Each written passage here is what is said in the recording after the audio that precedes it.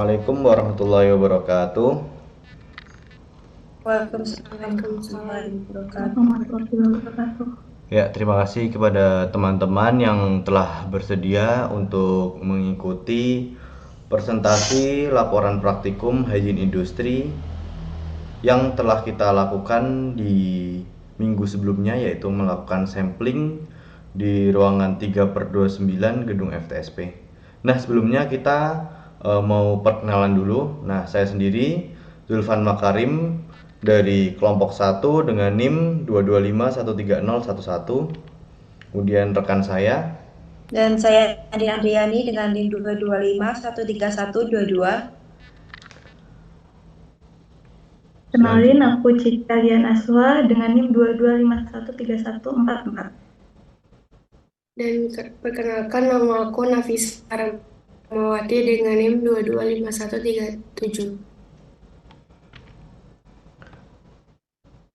Baik, Silakan. berikut adalah daftar isi yang mana akan kami jelaskan. Yang pertama ada latar belakang, tujuan praktikum, kelompok praktikum, kemudian dasar teori, deskripsi lokasi dan sketsa, kemudian ada penentuan titik sampling, cara pengukuran, hasil pengukuran dan analisis, kemudian yang terakhir ada kesimpulan.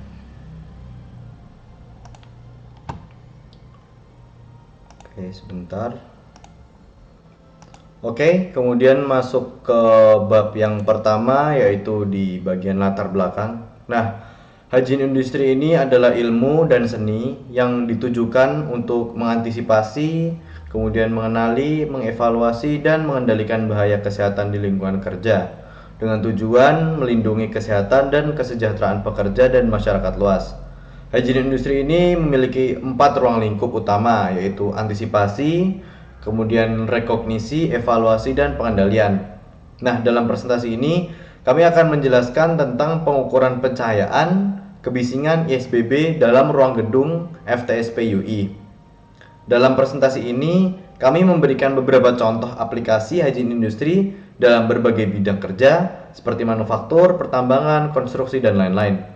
Nah, tujuan dari presentasi ini adalah untuk memberikan pemahaman yang lebih mendalam tentang pentingnya hygiene industri dan bagaimana menerapkannya di tempat kerja. Kemudian di bagian tujuan praktikum, nah tujuan praktikum ini adalah untuk mengenal dan mempraktikkan teknik-teknik pengukuran dan evaluasi dari faktor fisik lingkungan kerja, yaitu kebisingan, kemudian intensitas cahaya, kemudian dan pencahayaan. Maksud saya tadi di bagian intensitas sinar biru itu adalah ISBB. Nah, kemudian tujuannya untuk mengetahui pengaruhnya terhadap kesehatan dan produktivitas pekerja ataupun pelajar yang berada di ruang kelas gedung FTSP UI. Nah, praktikum ini juga bertujuan untuk meningkatkan kemampuan analitis, kemudian kritis dan kreatif dalam menyampaikan permasalahan hygiene industri yang terkait dengan faktor-faktor fisik tersebut. Kemudian masuk di bab 2, yaitu dasar teori. Kebisingan adalah semua bunyi atau suara yang tidak dikehendaki, yang dapat mengganggu kesehatan dan keselamatan. Kebisingan dapat menyebabkan gangguan pendengaran, stres, penurunan konsentrasi, dan penurunan produktivitas. Pengukuran kebisingan dilakukan dengan menggunakan alat yang biasa kita kenal sebagai sound level meter. Nah, sound level meter ini mengukur dengan tingkat tekanan suara atau sound pressure level dalam satuan desibel atau yang bisa kita kenal sebagai dB. Nah, pengendalian kebisingan dapat dilakukan dengan mencari cara sumber jalur, kemudian dan jalur penerima. Kemudian sound level meter ini adalah alat yang mengukur kebisingan dengan angka rata yaitu 30 sampai 130 dB. Kemudian frekuensinya yaitu 20 sampai 20.000 Hz. Kemudian di sini ada pengertian tentang pencahayaan. Pencahayaan adalah proses pemberian cahaya pada suatu ruang atau objek untuk memungkinkan penglihatan yang baik. Pencahayaan yang baik dapat meningkatkan kesehatan, keselamatan, dan kenyamanan pekerja, serta meningkatkan kualitas dan efisiensi kerja. Pengukuran pencahayaan dilakukan dengan menggunakan alat yang biasa kita kenal sebagai luxmeter atau luxmeter, yang dapat mengukur tingkat pencahayaan atau illuminance dalam satuan lux. Kemudian pengendalian pencahayaan dapat dilakukan dengan cara memanfaatkan cahaya alami, kemudian memanfaatkan sumber cahaya yang sesuai, menggunakan reflektor atau penyebar cahaya, dan kita juga dapat mengatur posisi dan sudut cahaya. Selanjutnya disampaikan oleh rekan saya. Silakan Andin. Kemudian untuk ISBB atau Indeks Suhu Basah dan Bola merupakan parameter yang digunakan untuk mengukur iklim kerja suatu panas. Kemudian ISBB juga menggabungkan pengaruh antara suhu udara, kelembapan udara, kecepatan angin, dan radiasi panas terhadap suhu tubuh manusia. ISBB sendiri dihitung dengan rumus matematis yang berbeda, tergantung pada kondisi lingkungan kerja, yaitu di dalam atau bisa di luar gedung. ISBB juga ini dipengaruhi oleh tingkat aktivitas dan pakaian pekerja. Terkadang digunakan untuk menentukan nilai ambang batas atau kita kenal sebagai NAB yang aman bagi pekerja untuk bekerja di lingkungan kerja yang biasanya panas. Kemudian jika ISBB melebihi batas atau melebihi NAB, maka pekerja beresiko mengalami gangguan kesehatan akibat panas seperti dehidrasi, kelelahan, kram, pingsan, bahkan kematian.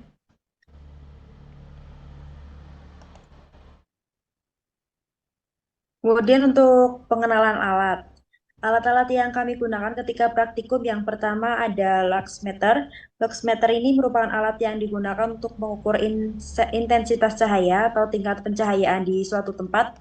Alat ini juga bekerja secara otomatis untuk menghitung dan mengukur intensitas cahaya dan menyesuaikannya dengan cahaya yang dibutuhkan. Kemudian ada sound level meter yang mana perangkat alat uji ini diciptakan untuk mengukur seberapa tingkat atau level yang berasal dari kebisingan suatu suara. Kemudian yang terakhir alat yang kami gunakan ada ISBB atau Indeks Suhu Basah dan Bola, yang mana parameter ini digunakan untuk menilai tingkat iklim kerja panas yang merupakan hasil perhitungan antara suhu udara kering, suhu basah alami dan suhu bola. Oke, selanjutnya itu ada lokasi sampling. Lokasi sampling kami itu berada di Gedung Fakultas Teknik Sipil dan Perencanaan Universitas Islam Indonesia pada ruang kuliah 3/29. Ada tiga aspek yang kami ambil sampel datanya. Yang pertama itu ada pencahayaan, yang kedua itu kebisingan, yang ketiga itu ada ISBB atau Indeks Suhu Basah dan Bola. Nah, kemudian di bagian pengambilan sampel pencahayaan, nah untuk pencahayaan sendiri tadi kita sudah menyampaikan bahwa pencahayaan itu dapat menggunakan alat yang namanya luxmeter. Nah, luxmeter ini tersedia yaitu dapat menghitung pencahayaan dari 2000, kemudian 20.000 atau 50.000 lux. Kemudian selanjutnya kita juga melakukan pengambilan sampel yaitu menggunakan sound level meter.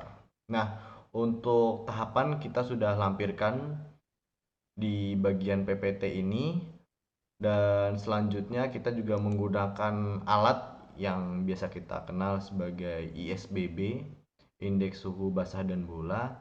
Nah, untuk pengambilan sampel kita melakukan di ruangan 3/29 yang dimana pada saat kita mengambil sampel suasana pembelajaran sedang berlangsung dan kita bertiga melakukan sampling melihat kondisi langsung para mahasiswa dan dosen saat mengajar. Nah, oke. Untuk selanjutnya di bagian bab 4 yaitu hasil pengukuran dan analisis pengukuran pencahayaan. Silahkan, Mbak Nafisa. Pada bab 4 ini yaitu hasil pengukuran dan analisis pengukuran pencahayaan. Ada dua jenis pencahayaan dalam uji sampel ini, yaitu pencahayaan alami dan pencahayaan buatan. Pencahayaan alami berasal dari cahaya matahari yang selalu tersedia di alam, dan cahaya matahari langit yaitu hasil dari pemantulan cahaya matahari. Intensitas cahaya matahari itu stabil, sedangkan intensitas cahaya langit dipengaruhi waktu dan cuaca. Karena intensitas cahaya langit fluktuatif, besar kuat penerangan yang terukur di suatu titik pun tidak stabil. Pencahayaan buatan itu sendiri yaitu berasal dari lampu. lampu yang berada di dalam kelas dengan berjumlah 6 stick bar. Pengukuran pencahayaan dilakukan menggunakan luxmeter, yang kami bagi dalam satu ruangan terdapat 25 titik. Rata-rata intensitas pencahayaan umum yang kami dapat pada ruangan 3/29 yaitu 185,128 lux. Mengukur pencahayaan berdasarkan hasil perhitungan rata-rata pengukuran cahaya alami di dalam ruangan kelas 3/29 gedung FTSP UII diperoleh hasil sebesar 125,128 lux, yang dikatakan pencahayaannya sangat cukup untuk melakukan pekerjaan atau kegiatan pembelajaran. Menurut Kemenkes RI nomor 1405 Menkes SK 11.2, standar pencahayaan ruangan yang baik antara lain yaitu ruangan yang berfungsi sebagai tempat pekerja kasar dan tidak membutuhkan tingkat pencahayaan minimal 100 lux. Silakan, Oke. Mbak Cika. Oke, selanjutnya itu pengukuran kebisingan. Pengukuran kebisingan itu sesuai dengan Kepmenaker nomor per 51/Men/1999 tahun 2008 dan SNI 16/7063 terus 2004. Peruntukan kawasan lingkungan kesehatan lingkungan kegiatan di sekolah atau sejenisnya. Tingkat kebisingan tidak diperbolehkan melebihi 85 desibel. Pada penelitian menjelaskan bahwa kebisingan pada intensitas yang lama dan dalam tingkat tertentu dapat membahayakan psikologi belajar dan kesehatan siswa yang terpapar oleh sumber kebisingan. Pada saat pengukuran kebisingan dilakukan, terdapat sumber suara yang cukup keras di area parkiran FPSB UII, dikarenakan adanya penggunaan sound speaker pada pagi hari untuk kegiatan senam, sehingga didapati hasil rata per 10 menit yaitu 57,08 desibel. Nah, dari Jadi, pengukuran kebisingan ini tadi Mbak Cika telah sampaikan untuk rata per 10 menitnya didapati nilai sebesar 57,08 desibel. Kemudian selanjutnya masuk ke pengukuran kebisingan. Nah, kemudian apabila kebisingan terpapar pada seorang yang sedang belajar, maka kebisingan yang sangat rendah sekalipun dapat mengganggu aktivitas pembelajaran.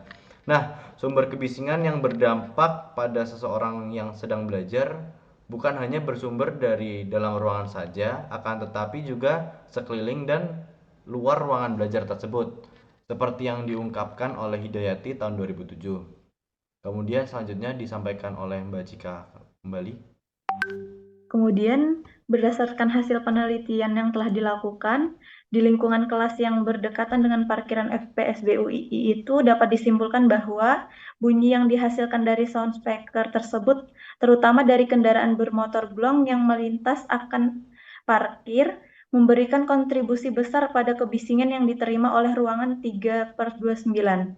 Tingkat kebisingan 10 menit pertama yaitu 57,08 desibel dan sampel pengukuran 10 menit kedua yaitu 55,87 desibel. Kategori ini masih tergolong cukup aman, namun perlu diperhatikan penggunaan sound speaker yang terlalu keras dapat mengganggu proses dalam pembelajaran. Oke, kemudian masuk ke bagian pengukuran ISBB. Oke, selanjutnya masuk ke bagian pengukuran ISBB. Nah, iklim kerja panas merupakan meteorologi dari lingkungan kerja yang dapat disebabkan oleh gerakan angin, kelembaban, suhu udara, suhu radiasi, dan sinar matahari. Nah, panas ini sebenarnya merupakan energi kinetik, gerak molekul yang secara terus-menerus dihasilkan dalam tubuh sebagai hasil samping metabolisme, dan panas tubuh yang dikeluarkan ke lingkungan sekitar agar tetap seimbang antara pengeluaran dan pembentukan panas. Maka tubuh mengadakan usaha pertukaran panas dari tubuh ke lingkungan sekitar melalui kulit dengan cara konduksi, konveksi, radiasi, dan evaporasi. Nah, kemudian di sini ada juga yang namanya parameter Nah, parameter yang digunakan untuk menilai tingkat iklim kerja adalah ISBB, Indeks Suhu Basah dan Bola. Hal ini ditentukan dengan keputusan Menteri Tenaga Kerja nomor per 13 garing men garing 10 2011 tentang nilai ambang batas faktor fisika di tempat kerja. Pasal 1 ayat 9 berbunyi, indeks suhu basah dan bola atau Wet Bulb Globe Temperature Index yang disingkat ISBB adalah parameter untuk menilai tingkat iklim yang merupakan hasil perhitungan antara suhu udara kering, suhu basah alami, dan suhu bola. Selanjutnya, Mbak Andin. Baik, untuk pengukuran ISBB sendiri, berdasarkan hasil dari yang kami lakukan menggunakan Heat Stress Monitor atau HSM, belum melebihi nilai ambang batas atau NAB yang telah ditentukan oleh Permenaker Trans nomor per 13 garing men garing 10 garing 11 2011, baik yang berada pada beban kerja ringan, sedang maupun beban kerja yang berat. Oke, selanjutnya di sini kita telah melampirkan beberapa sampel dari uji pencahayaan, kemudian kebisingan, dan ISBB. Nah, untuk lampiran sampel di bagian pencahayaan di ruangan 3/29 ini kita memberikan pembagian terhadap titik-titik dalam ruangan yang berjumlah totalnya ada 25. Nah, di sini keterangan dalam kondisi kelasnya ini ada lampu, kemudian penyesuaian dari cuaca yang berasalkan dari jendela, dan pencahayaan dari sinar alami langsung ya dari jendela tadi itu. Kemudian keterangan dari lokasi titik 1 sampai 5 ini kondisinya tidak ada lampu, kemudian titik 6 sampai 11 kondisinya ada lampu, kemudian titik 13 sampai 19 ini terkena cahaya jendela, dan bagian titik nomor 20 sampai 25 ini terkena cahaya jendela. Nah, karena di bagian titik 13 sampai 25 ini terdapat di bagian belakang barisan kursi sehingga terkena cahaya langsung dari jendela yang merupakan cahaya alami. Dan kita telah mendapati hasil rata-rata intensitas cahaya yang bernilai 185,128. Nah, tadi kita melaksanakan pengukuran sampel pencahayaan ini menggunakan alat yang bernama luxmeter. Kemudian selanjutnya untuk bagian sampel kebisingan disampaikan oleh Mbak Andin. Baik, berikut merupakan hasil dari pengamatan kami untuk sampling kebisingan. Didapati nilai rata-rata dari dua kali percobaan. Untuk percobaan pertama, kita mendapatkan nilai sekitar 57,29444. Kemudian untuk percobaan yang kedua, rata-rata kami dapatkan yaitu sebesar 55,63796. Kemudian lampiran sampel ISBB. Selanjutnya lampiran sampel ISBB. Mbak Nafisa mungkin. Pada lampiran sampel ISBB di bagian lokasi dekat meja dosen, kami mengambil sampel pada jam 19.56 sampai 10.26 selama 30 menit. Nah, didapat rata-rata total SBA-nya itu 25,35, suhu bolanya itu 29,15, suhu keringnya itu 29,02, ISBB-nya itu 26,65, kelembapan RH-nya itu 76,50. Sumber panas itu berasal dari cahaya matahari dan suhu tubuh, dengan keterangannya itu cuaca cerah. Pada bagian dekat meja mahasiswa pada jam 10.26 sampai 10.56 terdapat rata-rata total suhu bola itunya 25,35, suhu basahnya itu 29,15, suhu keringnya itu 29,02, ISBB-nya yaitu 26,75. Kelembapan RH-nya 76,50 dengan sumber panas, cahaya matahari, dan suhu tubuh. Dengan keterangannya itu cuacanya cerah. Kelembapan RH totalnya itu pada 76,5%. Nah, oke. Dari presentasi kita telah melakukan sampling. Nah, yang tadi telah dijelaskan dari seluruh anggota kami, yaitu dari aspek pencahayaan, kebisingan, dan ISBB. Kemudian di sini saya juga akan menambahkan terkait lingkup wilayah kerja, meliputi lingkungan kerja dan kampus. Nah, hygiene industri ini dapat berupa praktik kebersihan, kemudian pengelolaan limbah, pengendalian polusi udara dan air, serta perlindungan terhadap kesehatan pekerja dan penghuni area tersebut. Hal ini mencakupi aspek-aspek seperti sanitasi, kemudian ventilasi, perlindungan terhadap zat-zat berbahaya, dan keamanan keseluruhan lingkungan kerja ataupun wilayah kampus. Nah, mungkin dari kelompok kita cukup sekian. Terima kasih kepada rekan-rekan yang telah berkenan untuk menghadiri dan mempresentasikan hasil kerja dari praktikum hygiene industri. Cukup sekian dari saya. Apabila kurang lebihnya mohon maaf. Billahi taufiq wal hidayah. Assalamualaikum warahmatullahi wabarakatuh. Waalaikumsalam Waalaikumsalam warahmatullahi wabarakatuh. warahmatullahi